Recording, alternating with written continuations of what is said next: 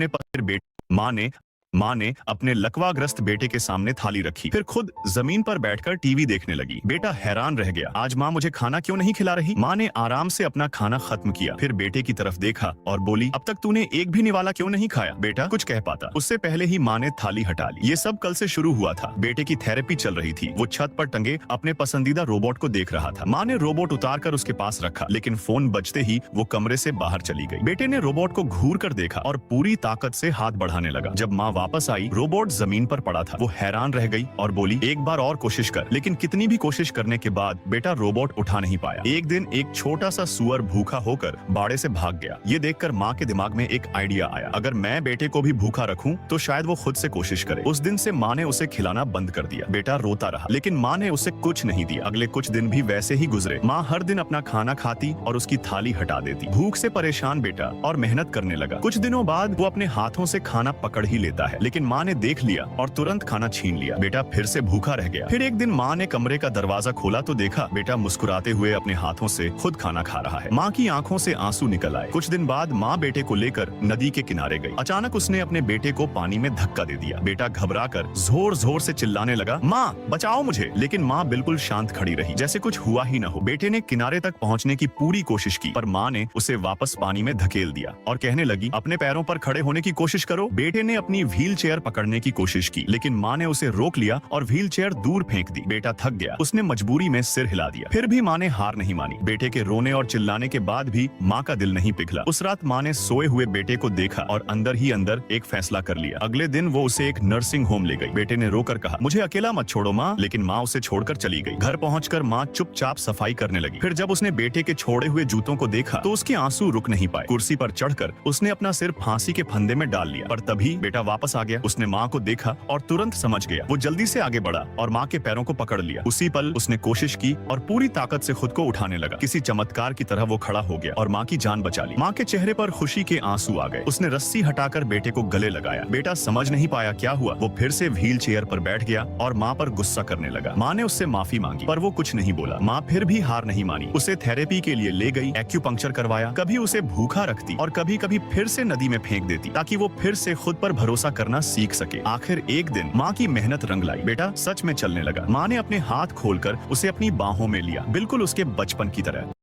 माँ ने अपने लकवाग्रस्त बेटे के सामने थाली